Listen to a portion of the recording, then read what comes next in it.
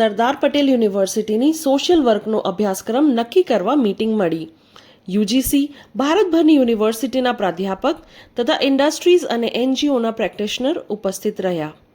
વલ્લભ વિદ્યાનગરની સરદાર પટેલ યુનિવર્સિટીના department of social વર્કના director doctor Shivani મિશ્રાએ જણાવ્યું હતું કે નવી રાષ્ટ્રીય શિક્ષણ નીતિ મુજબ વધારે પસંદગીઓ આપી વિદ્યાર્થીઓમાં રસ જગાડવો અને ગેપ શોધી તે પૂરવા માટેની બાબતો ઉમેરવામાં આવશે.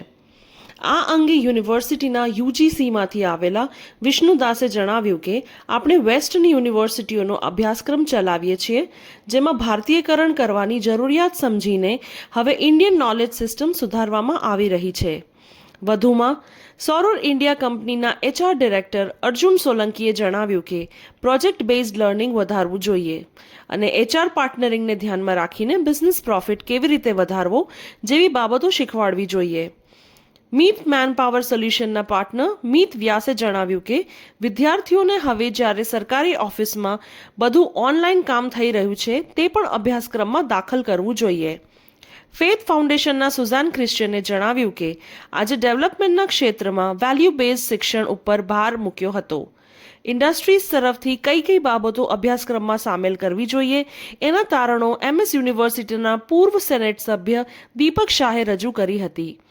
આજની મીટિંગમાં ગુજરાત, રાજસ્થાન, દિલ્હી, મહારાષ્ટ્ર, ઓડિશા, ગુજરાત વિદ્યાપીઠના મનોજભાઈ પરમાર, જગદીશ જાદવ, ચિત્તરંજનજી, વર્ધાથી પ્રોફેસર તિવારી સહિતના પ્રદેશોમાંથી લોકો આજની આ મીટિંગમાં હાજર રહ્યા હતા.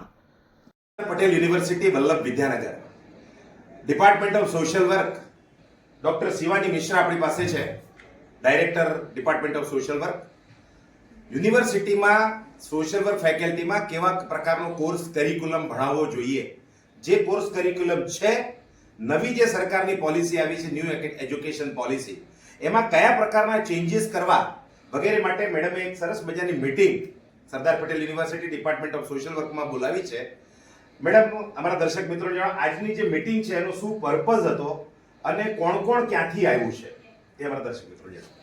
આજના મીટિંગમાં અમે દિલ્હીમાંથી, યુપીથી, રાજસ્થાનથી, ત્યાંથી બધા પ્રાધ્યાપકોને અમે બોલાયા છે અને આ જ મીટિંગમાં અમે સમજવા માંગીએ છીએ કે આપણા જે સિલેબસમાં જે ગેપ છે, જે કરિક્યુલમમાં જે આપણે જે ગેપ છે, એને પ્રેક્ટિશનર કેવી રીતે આપણને મદદ કરી શકે, આપણે કેવી રીતે છોકરાઓને જોબ માટે તૈયાર કરી શકીએ અને એક સારા હ્યુમન બિંગ બનાવી શકે, તેનો આખો આ પ્રયાસ જે 4.5 કલાકનો જે અમે કર્યો છે એના પર અમે વધારે ભાર મૂકવામાં આવ્યો છે.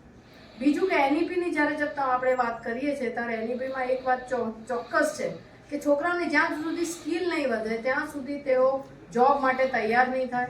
છોકરા જ્યાં સુધી ઇન્ડિયન નોલેજ સિસ્ટમ નહીં વાંચે, નહીં સમજે, ત્યાં સુધી એક હ્યુમન બિંગની તરીકે તૈયાર નહીં થાય. અને છેલ્લું અને મહત્વનું, દરેક છોકરાઓને પોતાના રૂટ્સ જોડે જોડવું એ આખો પ્રયાસ આ 4.5 કલાકે અમે નોંધાયો છે.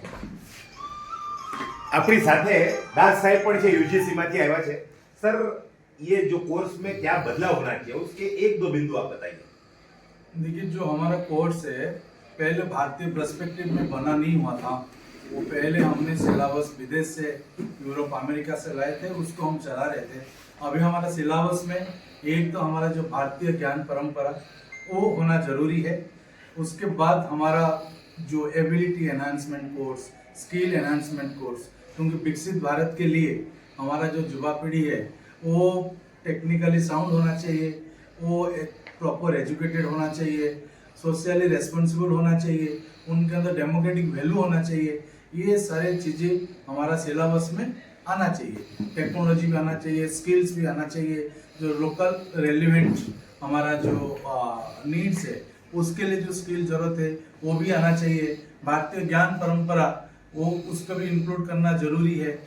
तो लेटेस्ट जो ग्लोबल नीड्स है, नेशनल नीड्स है, लोकल नीड्स है, सब कुछ नीड्स को कैसे एड्रेस कर सकते हैं उसके लिए भी एविडेंस बेस्ड मॉडल वो भी इनकॉर्पोरेशन होना चाहिए.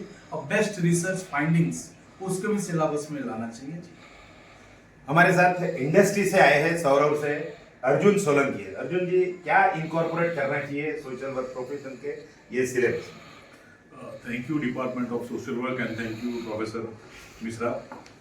From the industry perspective, we have given our input that we have to promote the education with experiential and project-based learning. Of course, here is important, should be blended more with actual learning in the industry as an internship on the field in the rural development, in the medical sector, so that the students are capable enough to grab the jobs and they are able to make the cultural fit in the organizations. એક બિંદુ કેવું હોય અર્જુનભાઈ કે industry purpose માટે આ વસ્તુ add કરવી જોઈએ, તો એક બિંદુ કહો. Experiential learnings. That is the most important thing I'm suggesting. આપણી સાથે સુઝાન પણ છે જે ડેવલપમેન્ટ ફિલ્ડમાં ફેથ ફાઉન્ડેશનમાંથી આવે છે. સુઝાન, સોશિયલ વર્ક પ્રોફેશનમાં શું તમારા તરફથી ઇનપુટ્સ આપવામાં આવ્યા? મારું માનવું છે કે વિથ ધ ચેન્જિંગ ચેલેન્જીસ અને ઇમર્જિંગ સોશિયો ઇકોનોમિક સિનારીઓઝ જે આપણા બદલાઈ રહ્યા છે, વી નીડ ટુ અન્ડરસ્ટેન્ડ કે ડેવલપમેન્ટ સેક્ટરમાં હવે આપણને વધારે વર્કફોર્સ જોઈશે જે ડેડિકેટેડ હોય, જે પ્રોફેશનલી અને ટેકનિકલી ટ્રેન્ડ હોય, કેમ કે સોસાયટીના issues are the issues that need to be addressed on a priority basis, if you need a healthy society. એટલે આપણે એ એકેડેમિક્સથી શરૂ કરી શકીએ કે આપણે સ્ટુડન્ટ્સનું ઓરિએન્ટેશન એ રીતના કરી શકીએ. અને that's why I believe that relevance of development sector જે છે એને આપણે વધારી શકીએ.